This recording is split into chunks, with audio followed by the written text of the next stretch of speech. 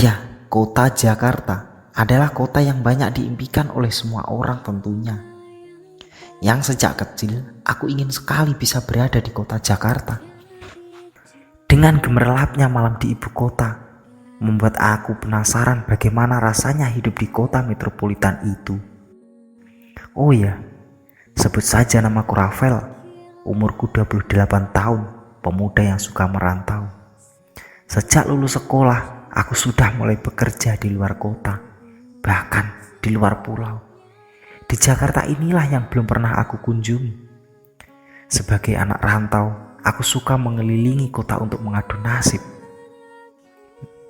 Singkat cerita, di malam pertama aku di kota Jakarta, aku menyusuri semua jalan yang penuh keramaian, mondar-mandir mencari informasi pekerjaan. Aku yakin aku dapat pekerjaan di kota metropolitan ini. Hingga larut malam aku belum mendapatkan informasi tentang pekerjaan. Hingga akhirnya aku berhenti di bawah lampu merah perempatan jalan.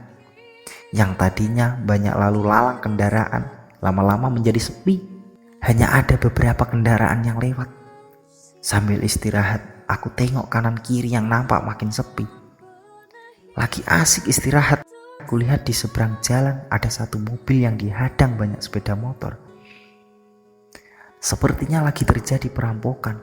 Aku pun segera menghampiri mereka yang mencoba menghadang mobil itu.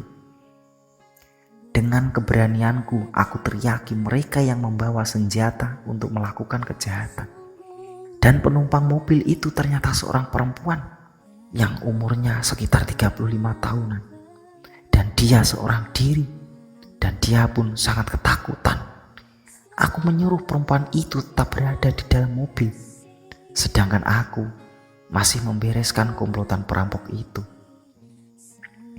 Dengan bekal bela diriku, yaitu pencak silat yang sangat matang, aku berhasil mengalahkan mereka semua. Padahal mereka semua badannya besar-besar, sepertinya perampok kelas kakap. Walaupun aku berhasil mengalahkan mereka, tapi aku terkena senjata yang membuat lengan kananku terluka hingga banyak mengeluarkan darah. Setelah itu, aku menghampiri perempuan yang masih di dalam mobil itu. Lalu perempuan itu mengucapkan terima kasih banyak padaku. "Maaf bu, ibu tidak apa-apa kan?" tanyaku ramah. "Tidak apa-apa mas, cuma takut aja. Baru kali ini aku mengalami kejadian seperti ini," jelasnya. "Lain kali ibu hati-hati." "Oh ya bu, kok gak bawa sopir?" tanyaku. "Aku tidak punya sopir pribadi mas, sudah biasa kok nyetir sendiri," sahutnya. "Oh iya, nama mas siapa?" tanya balik ibu itu. "Namaku Rafael bu." Sambil ngobrol aku sambil memegang lenganku yang terluka tadi. "Loh, masnya terluka? Ayo segera ke rumah sakit mas, luka masnya parah itu." Kemudian kami pun berangkat menuju rumah sakit. Di dalam mobil aku meringis kesakitan. Ternyata lukaku sangat dalam.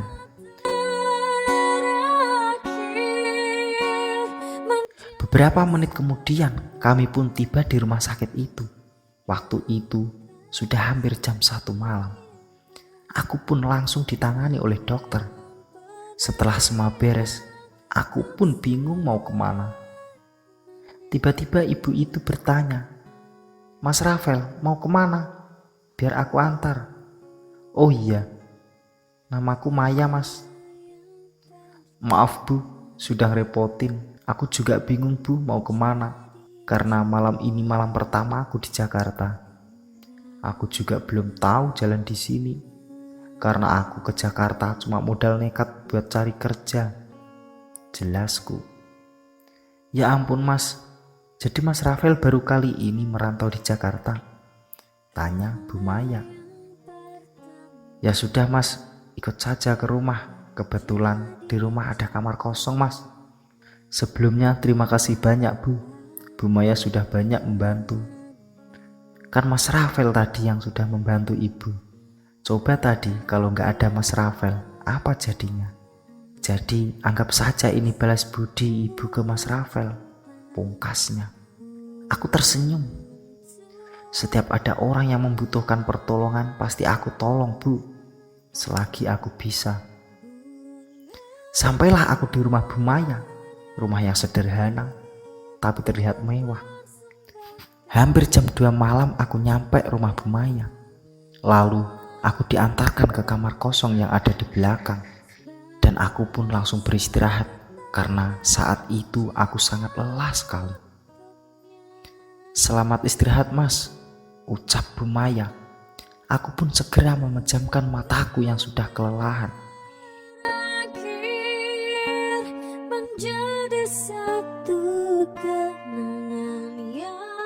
Keesokan hari, aku bangun kesiangan, melihat jam sudah menunjukkan pukul 9. Buset, aku kesiangan. Lalu aku bersiap-siap untuk pergi lagi mencari pekerjaan. Baru keluar kamar, ternyata Bu Maya sudah di depan pintu. Dan nampak Bu Maya sudah dandan cantik. Mau kemana Mas? Kok bawa tas segala? Tanya Bu Maya. Aku masih bengong dan menelan ludahku saat melihat Bu Maya kelihatan cantik. Anu Bu, aku harus cari kerja dan aku harus mendapat pekerjaan, jawabku. Taruh dulu tasmu Mas dan ikut aku sebentar. Kemana Bu? Sudah, jangan banyak tanya, sahutnya. Aku pun mengikuti Bu Maya dari belakang dengan perasaan yang agak bingung. Ternyata Bu Maya mengajakku ke garasi mobil miliknya. Ini pekerjaanmu sekarang Mas, kata Bu Maya dengan nada lembutnya itu. Maksud Bu Maya aku jadi tukang cuci mobil ibu? Tanyaku dengan berlagak bego. Bukan, tapi Mas Rafael bekerja sebagai sopir pribadi sekaligus asistenku. Serius Bu? Aku gak mimpi kan? Sahutku. Saking senangnya dan tanpa aku sadari, aku pun langsung memeluk Bu Maya sambil mengucapkan terima kasih. Sudah Mas Rafael, gak usah berlebihan, kata Bu Maya. Aku jadi sadar. Ya ampun, maaf Bu, aku tadi gak sadar saking senangnya. Gak apa-apa kok Mas, malah aku suka, kata Bu Maya dengan nada lembut. Maksud Ibu suka aku peluk tadi, tanyaku. Bu Maya pun hanya tersenyum lalu pergi ke dalam. Dan aku pun berpikir, kok Bu Maya cuma senyum, gak marah sama sekali, batinku. Setelah itu aku merasa kalau rumah Bu Maya ini sepi sekali. Suami dan anak Bu Maya kemana? Ini yang jadi pertanyaanku saat itu. Lalu aku melamun sejenak di teras depan. Bu Maya memang baik, cantik lagi. Andai saja Bu Maya jadi istriku, betapa bahagianya aku.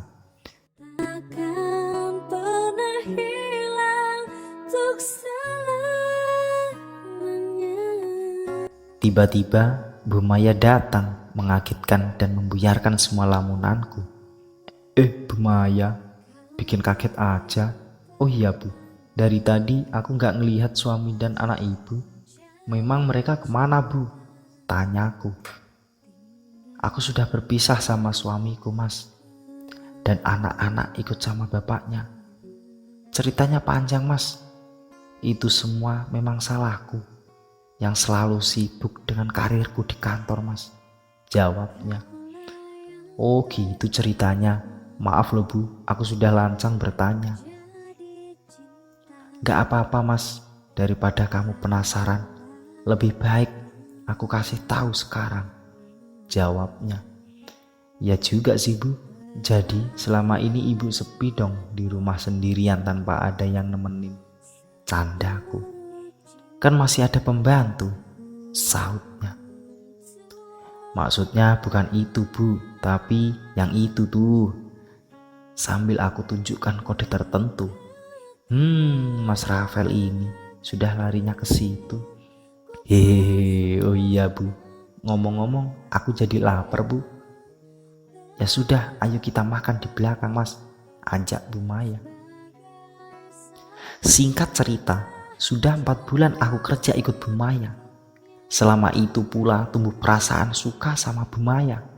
Mungkin karena setiap hari bersama Bu Maya, hingga muncul perasaan itu. Tapi aku takut mengungkapkannya. Walaupun umurku selisih cukup jauh sama Bu Maya, tapi dia bisa membuatku nyaman. Hingga suatu malam, aku gak nyangka akan kejadian itu. Awalnya aku cuma nonton TV, film romantis, hingga aku terharu. Dan tiba-tiba Bu Maya datang menyusulku. Dan dia terlihat sangat cantik dengan baju tidurnya yang sangat tipis itu.